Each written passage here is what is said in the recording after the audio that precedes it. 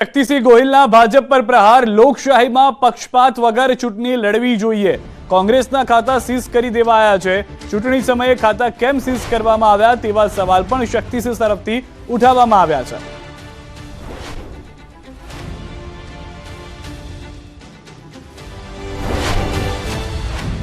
Contract જોઈએ છીએ, ચાલો કોન્ટ્રાક્ટ ટકાવારીના પૈસા ઇલેક્ટોરલ બોન્ડથી આપી દો એટલે કોઈ ખબર ના પડે। ઇન્કમ ટેક્સની રેટ થઈ, અપીલ તમારી છે, એમાં ફાયદો જોઈએ છે, હપ્તા વસૂલી આપી દો। ભાજપને આવી રીતે મેળવેલા રૂપિયા 82 અબજ 52 કરોડ રૂપિયા છે એમની પાસે। એક તરફ 82 અબજ 52 કરોડ અને બીજી બાજુ લડવા માટે બધા જ ખાતા બંધ કરી દેવાના। આ તરફ કોંગ્રેસે આણંદ લોકસભા બેઠકના ઉમેદવાર તરીકે અમિત ચાવડાની પસંદગી કરી છે, ત્યારે અમિત ચાવડાએ કોંગ્રેસ હાઈકમાન્ડનો આભાર માન્યો હતો। બાદમાં અમિત ચાવડાએ ભાજપ પર આકરા પ્રહાર પણ કર્યા।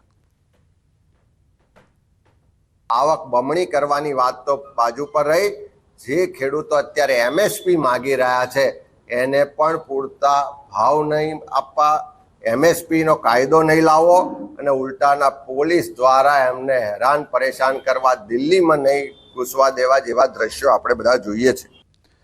અન્ય મહત્વના સમાચાર। હોળીને લઈને આદિવાસીઓના મોટામાં મોટો અને ખૂબ જ પ્રિય તહેવાર છે। ફાગણ સુદ એકમથી જ આ તહેવારની ઉજવણી તૈયારી શરૂ થઈ જાય છે, ત્યારે છોટાઉદેપુરના દેવહાંટ ગામે ભંગુરિયાના મેળામાં ધારાસભ્ય રાજેન્દ્ર રાઠવા સાથે હાલના લોકસભાના ભાજપના ઉમેદવાર જશુભાઈ રાઠવા પહોંચ્યા હતા। જશુ રાઠવા આદિવાસી મેળામાં મન મૂકીને નાચ્યા પણ હતા।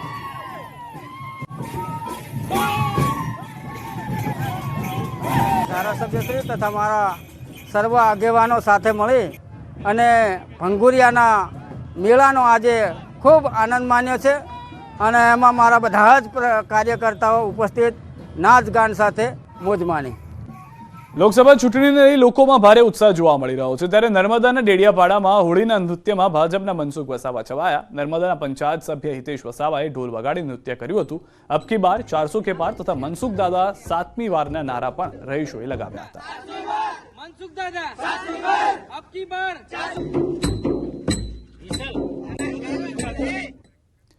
અને હવે વાત કરીએ કેજરીવાલની વધી રહેલી મુશ્કેલીઓની।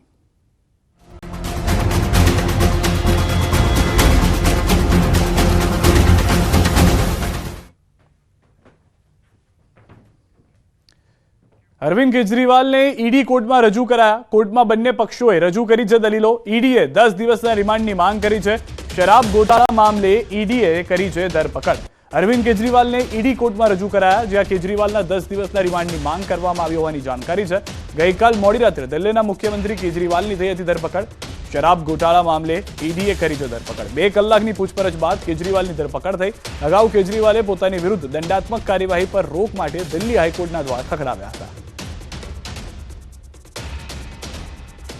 તો દ્રશ્યો પણ આપ જોઈ રહ્યા છો, જ્યારે તેઓને ઈડીની કોર્ટમાં લઈ જવામાં આવી રહ્યા હતા। ગઈકાલ રાતના તેઓને સૌથી પહેલા પૂછપરછ માટે તેમના ઘરે ટીમ પહોંચી હતી। 2 કલાક સુધી પૂછપરછ ચાલી, ત્યારબાદ તેઓની ધરપકડનો નિર્ણય કરવામાં આવ્યો। ધરપકડ બાદ આખી રાત તેઓ ઈડી ઓફિસમાં રહ્યા। હવે જે જાણકારી મળી રહી છે તે પ્રમાણે દિલ્હીના સીએમ અરવિંદ કેજરીવાલને ઈડી કોર્ટમાં રજૂ કરવામાં આવ્યા છે। 10 દિવસના રિમાન્ડની માંગણી કરવામાં આવી છે। હાલમાં બંને તરફથી રજૂઆત ચાલી રહી છે, બંને પક્ષની દલીલો ચાલી રહી છે। ઈડી કોર્ટ શું નિર્ણય આપે છે તેના પર સતત નજર રહેલી છે। ઈડી કોર્ટમાં શું કહ્યું? મુખ્ય ષડયંત્રકાર છે કેજરીવાલ। ઈડીએ આ કોર્ટમાં વાત કરી છે કેજરીવાલની પૂછપરછ કરવી ખૂબ જ જરૂરી છે, કારણ કે મુખ્ય ષડયંત્રકાર તે છે। કેજરીવાલે ભ્રષ્ટાચારનું ષડયંત્ર રચ્યું હોવાનો આરોપ ઈડીએ કોર્ટમાં લગાવ્યો છે। શરાબ નીતિ બનાવવામાં કેજરીવાલની મુખ્ય ભૂમિકા હોવાની પણ વાત ઈડીએ કરી છે। કેજરીવાલ પણ અનેક વખતની વાત તેમાં કરવામાં આવી। કેજરીવાલ ગોવા પંજાબની ચૂંટણીમાં ફંડિંગ માંગતા હોવાની પણ વાત કરવામાં આવી છે। ગોવા ચૂંટણીમાં રૂપિયાનો ઉપયોગ થયો હોવાની પણ વાત ઈડીએ કોર્ટમાં કરી છે। તો કોર્ટમાં રજૂ કરતી વખતે બોલ્યા કેજરીવાલ, મારું જીવન દેશ માટે સમર્પિત છે। ગઈકાલે કેજરીવાલની ઈડીએ કરી છે ધરપકડ। તો દ્રશ્યોમાં પણ આપ જોઈ રહ્યા છો, દ્રશ્યોમાં તેઓ બોલ્યા છે, હિન્દીમાં જે વાત કરી છે તેમાં તેઓનું કહેવું હતું કે મારું જીવન દેશ માટે સમર્પિત છે। જ્યારે તેઓને કોર્ટમાં રજૂ કરવામાં આવી રહ્યા હતા તે દરમિયાન મીડિયાનો પણ જમાવડો ત્યાં જોવા મળી રહ્યો હતો। મીડિયાને વાત કરતા કેજરીવાલે કહ્યું છે કે મારું જીવન દેશ માટે સમર્પિત છે। ગઈકાલે કેજરીવાલની ઈડીએ ધરપકડ કરી છે।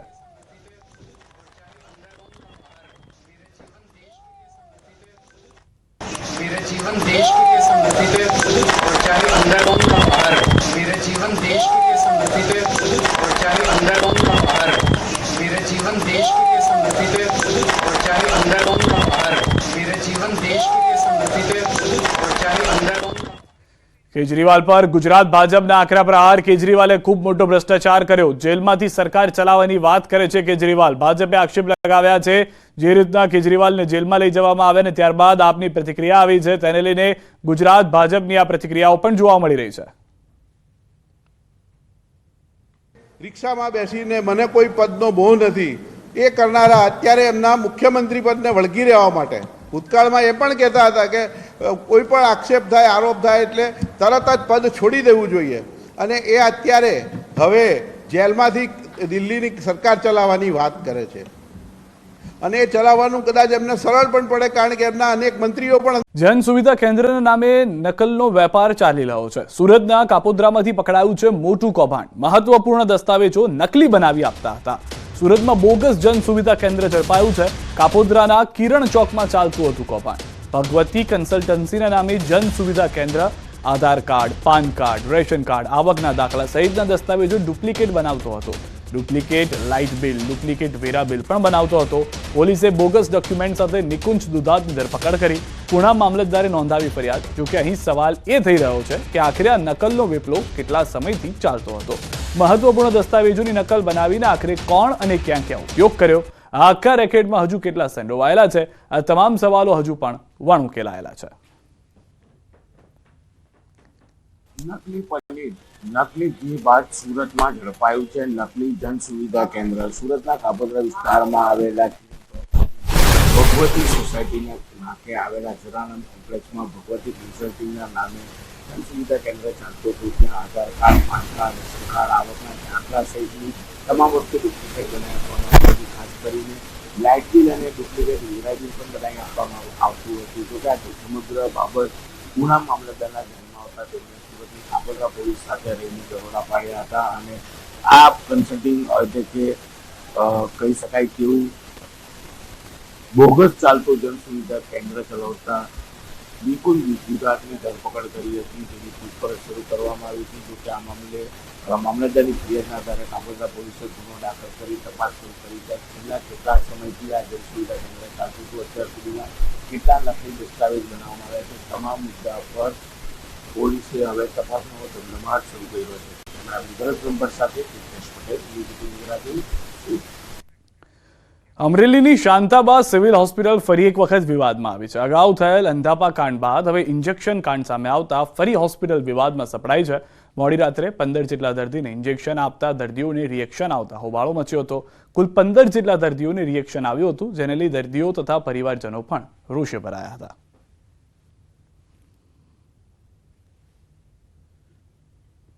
આટલો ચડાયો ને તો થોડીક પગમાં અને પામમાં જે થોડીક આમ ઠંડુ ઠંડુ લાગવા માંડ્યું, બહુ અજીબ ફીલ થવા માંડ્યું. તો પછી બાટલો તરત બંધ કરી દીધો અને પછી બધાનું ચાલતું હતું ને તો અચાનક ધ્રુજારી પડવા માંડી. પછી બહુ વધારે. કેટલા લોકોને રિએક્શન આવ્યું છે આમાં? 7-10 જણા તો. આજે 3 ઇન્જેક્શન પડ્યો ને ઉસકે બાદ આનું હાલત ખરાબ થયો. ગઈકાલે ફિમેલ વોર્ડ નંબર 3માં જેમ અમારા સુપ્રિન્ટેન્ડન્ટ સાહેબે વાત કરી રીતે દર્દીઓને ઇન્જેક્શન અને બોટલ ચાલુ કર્યા પછી અડધો કલાક પોણો કલાકમાં એમને ફરિયાદ કરી કે ઠંડી ચડવીને એવું થયું અને 15 દર્દીને જે રિએક્શન આવ્યું પછી આપણે તરત જ બધાને સારવાર અટકાવી અને તરત રિએક્શન માટે જે સારવાર કરવાની હોય એ રિએક્શન માટે સારવાર કરી. તેમજ જેમને ઓબ્ઝર્વેશનની જરૂર હતી એમને ઓબ્ઝર્વેશનમાં આપણે શિફ્ટ કર્યા. તેમજ અમુક દર્દી કે જેમને જૂની જ મોટી બીમારી હતી જેમ કે કિડની ફેલિયર, હાર્ટ ફેલિયર અને બેડસોરવાળા, ઓલ્ડ એજવાળા એમને આપણે ઓબ્ઝર્વેશન માટે આઈસીયુમાં લીધા અને થોડોક ટાઈમમાં જ બધા દર્દીને સારવાર આપી. ત્યારથી એમને રિએક્શન માટે બી બધા આપણે હવે તપાસ કરીએ છીએ કે ભાઈ આમાં જે આપણે ઇન્જેક્શન છે, પાઇન્ટ છે, એમાં કંઈ નથી ને કોઈ સોર્સ, એ આપણે તપાસ કરશું. દવાઓ હતી એ કઈ દવાથી રિએક્શન આવ્યું, સામાન્ય પ્રકારનું રિએક્શન હતું પણ કઈ દવાથી આવ્યું એ પણ ટેસ્ટિંગ આજે આપણે કરાવીએ છીએ ફૂડ એન્ડ ડ્રગમાં. અને જે વપરાય એમાં આઈવી સેટ વપરાયા, ઇન્જેક્શનની સિરિંજ વપરાય, નીડલ વપરાય, એનું પણ આપણે ટેસ્ટિંગ કરાવીએ છીએ. અને જે રિએક્શન આવ્યું એ સામાન્ય પ્રકારનું હતું. બધા પેશન્ટ સ્ટેબલ હતા. એમાંથી કેટલાક પેશન્ટને આજે સારા થતાં રજા આપવામાં આવી છે. જામનગરમાં વકીલની હત્યાના કેસમાં થઈ 2 આરોપીની ધરપકડ. ચકચારી હારૂન પાલેજા કેસના 2 આરોપીઓને પોલીસે ઝડપી પાડ્યા છે. આ ઘટનામાં અગાઉ સાયચા ગેંગના 15 શખ્સોએ હત્યા કર્યાની ફરિયાદ નોંધાઈ હતી. પોલીસ દ્વારા આ કેસને લઈને આગળની તપાસ હાથ ધરાઈ છે. હાલમાં જે જાણકારી છે તે પ્રમાણે સાયચા ગેંગનો મોટો હાથ હતો. 2 લોકોની ધરપકડ કરી લેવામાં આવી છે. જામનગરમાં વકીલની હત્યાના કેસમાં 2 આરોપીઓની ધરપકડ થઈ છે.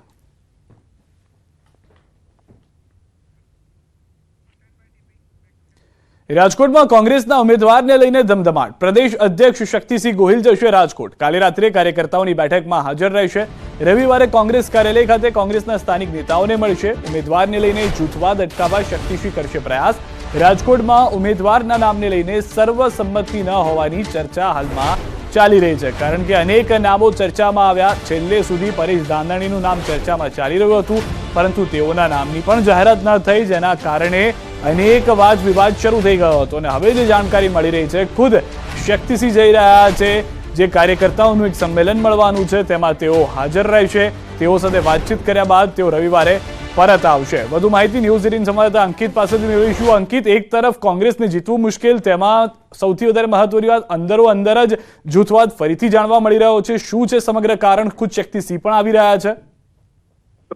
સિદ્ધાર્થ, ખાસ કરીને વાત કરવામાં તો ગુજરાત પ્રદેશ કોંગ્રેસની ભલે લોકસભાની અનેક બેઠકો ઉપર પોતાના ઉમેદવાર છે તેની જાહેરાત દિલ્હીથી કરી ચૂકવામાં આવી હોય, પરંતુ રાજકોટ સહિત સૌરાષ્ટ્ર અને કચ્છની અનેક એવી લોકસભાની બેઠક છે કે જ્યાં હજુ પણ કોંગ્રેસે પોતાના ઉમેદવારોના નામની જાહેરાત નથી કરી.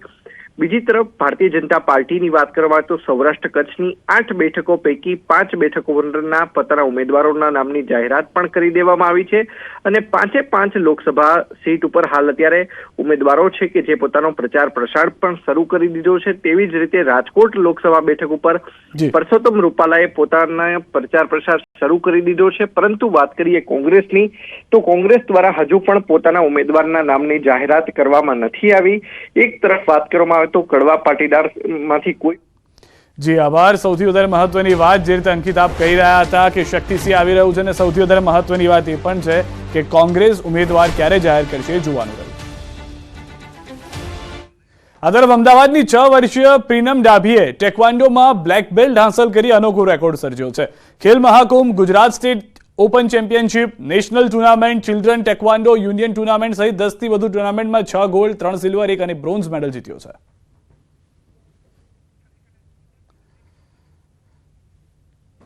તો નાની અમથી દીકરીએ અનેક મેડલ પોતાના નામે કર્યા છે. ટેકવાન્ડો એવી ટેકનિક વાળી ખેલ રમત છે કે જેમાં પ્રેક્ટિસ અને સાથે સાથે ટેકનિકની પણ જરૂર છે. અને હવે નજર કરીએ ટોપ 3 ખબરો પર. ગુજરાતના 6 જિલ્લાવાસીઓ રહેજો સાવધાન. કચ્છ અને સૌરાષ્ટ્રના 6 જિલ્લામાં હીટવેવની આગાહી. 26 માર્ચ સુધીની કરાઈ છે આગાહી. ગુજરાત કોંગ્રેસમાંથી રોહન ગુપ્તાનું રાજીનામું, પત્રમાં નારાજગી સાથે અપમાનિત કર્યાનો ઉલ્લેખ. કોંગ્રેસના સંચાર વિભાગના એક નેતા પર આક્ષેપ. ભરૂચમાં અસામાજિક તત્વોનો કહેર. મંદિરમાં જ્વલનશીલ પદાર્થ ફેંકી કરી આગચંપી. ધાર્મિક લાગણી ઉશ્કેરાય તેવા કાગળો ફેંકાયા.